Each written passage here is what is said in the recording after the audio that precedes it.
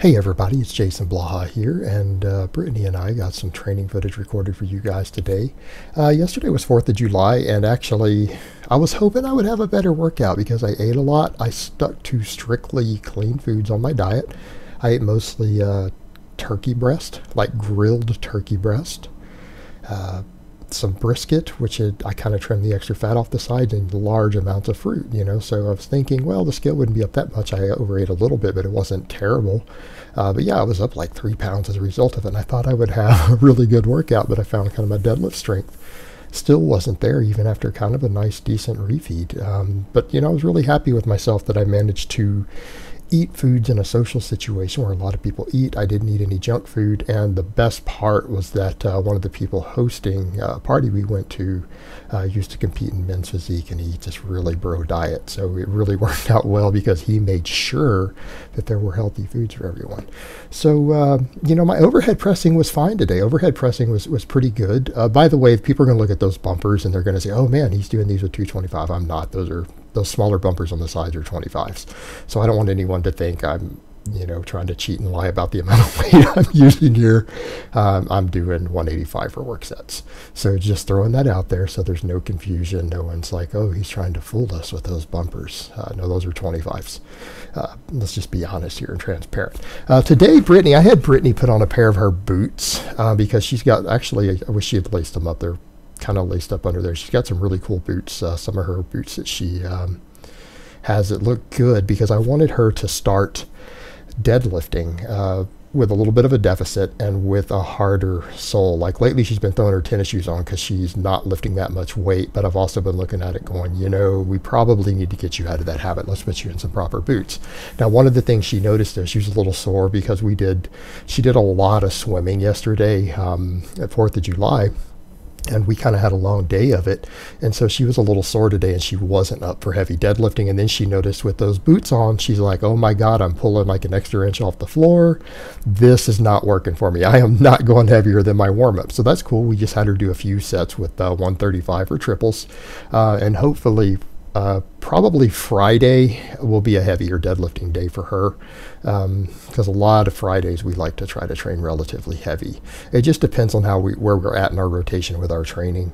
But obviously we film workouts that aren't going balls out anyways, and it's not like we're training super hard anyways. We're both trying to manage body weight at the moment, and so maintenance workouts are kind of the name of the game. So that's kind of what we're doing. So I'm not trying to increase weight. I'm not trying to do grinders, not trying to do any of that. So today I kind of replicated also what I did on my overhead pressing last time. I did 3 sets of 5 with the push presses. And I went ahead and just did strict presses for a 4th set. And some people will say, well, what is the point of that? Because I'm doing a different exercise. It's kind of like the reason I do the dumbbell overhead presses. You want a little bit of exercise variety. Even when you're a minimalist in terms of selection, you do need some variety thrown in from time to time. Just like me, you guys notice I do 3 different variations of the deadlift. I do normal, conventional. Occasionally I do trap bar. And then sometimes I do deficit. It's different variations. So with the overhead press, because I'm not doing behind the neck presses anymore for a while, just because as much as I love the exercise, I don't know if it's really ideal for the shoulder joints of someone my age. Younger guys who are athletes, not a problem with it, but the more I think about it, it's just not a necessary exercise for me. It's not saying I won't still do it every now and then, but it doesn't need to be a primary exercise just for the potential joint compromising of it. So for different variations now, so that I have 3 different types of overhead presses, I'm doing stricter presses too. And yeah, from the side, they don't look great. So you guys will notice that obviously I'm back a little bit. Not pushing my head, my torso all the way forward on those, but that's okay. Because really this is a stricter motion for me. It's there to work a lot of shoulder, a lot of upper chest, all that stuff, because overhead pressing is my only chest exercise these days for the most part. But it does give me a little bit of variety in there so that I have a couple different exercises just to change the bar pass up for overall injury prevention. Again, for Brittany, more lat pull downs. We're having her focus a lot on these because when she detrained a bit for a little while and had a really hectic schedule with all her different work projects, because she's been running like 3 different projects. You know, in addition to her normal full-time stuff, she's had side projects she does, like some special effects stuff, TV, everything else. So she really was missing a lot of training sessions, and we had to back down to the basics for her, and she detrained. And she lost a lot of upper back strength, and so we're just using these narrow grip lat pull downs to rebuild those up. And like I've said before, why are we doing them narrow grip? Because it's easier on your shoulder joints. And because of her work, her work is very interior dominant for her anterior deltoids.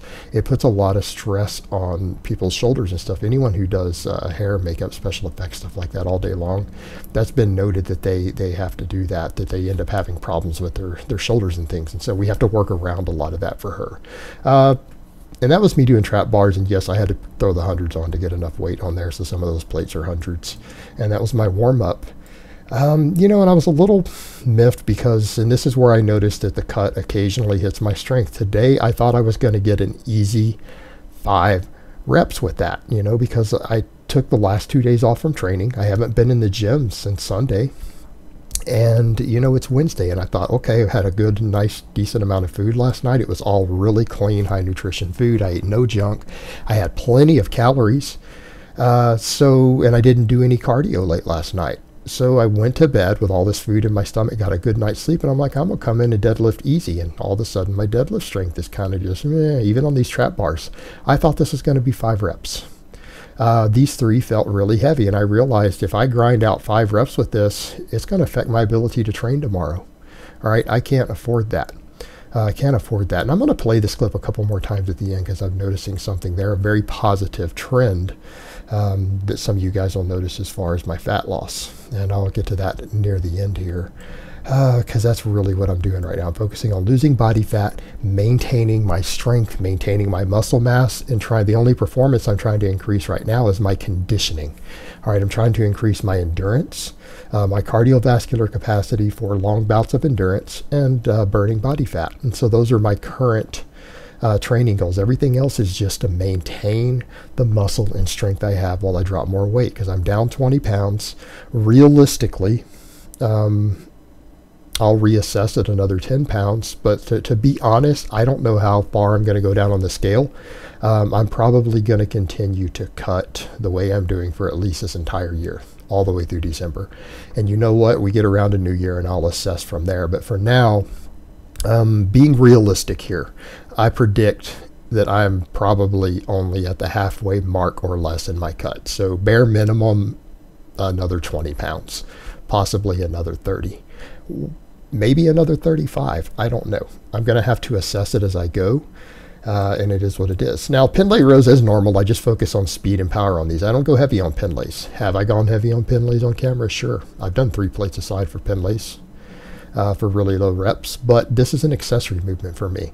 It's not my primary back builder. I have 3 different variations of the deadlift for that. I do chin-ups almost every day. The Pendlay row is there just for exercise variety as an accessory movement for my deadlift. That's it. Brittany, again, she was tired today. She was sore today. She swam. She's like, I'm only doing 2 sets of these clean and overhead press with these dumbbells. That's it. That's all you're getting out of me. Live with it, buddy. So I didn't want to argue with her about that. So she did 2 sets of those and called it quits for my 3 sets of rows. And here's my next set of Pendlay rows coming up. Again, same thing. It's 225, 5 rep sets. Again, just focusing on speed and power on these. And people are like, that's not really a lot of volume. It's like, I do so much other back work. This is just an accessory for me. People forget that you guys only see 1 or 2 workouts on camera a week, but I'm in the gym up to 4 days. 2 of those days are relatively hard days. 2 of those are usually lighter, more accessory oriented days, extra overhead pressing, stuff like that. Or just whatever oddball exercises I feel like doing. It could be virtually anything. Some of those days I just come in and goof off and just do random big barbell movements that aren't normally in my rotation. Front squat, floor press, whatever. Again, just a little bit of accessory for some variety and to have a little fun and break up the stagnation. So some of those days aren't really structured at all, and they're not even always heavy. It's just me coming in, training different motor patterns. So here we are, me showing that deadlift again. The one thing I want to notice my lower back fat is decreasing. It's still there. That is probably my worst problem area. I genetically store fat on my love handles, my lower back, and my ass. But those calves are on point, booty on fleck. But yeah, all of that's decreasing, and it's starting to get to the point, even through a sweaty shirt, we're starting to notice it decreasing. My waistline is going down. I'm down another pant size. And so that's kind of my next goal, is to drop one more pant size below this, another 2 inches, and still be able to wear a full-size Glock in there. So that's with it being comfortable. So that's kind of a goal. But yeah, the back fat is definitely slowly coming off. It's starting to become more visible over time.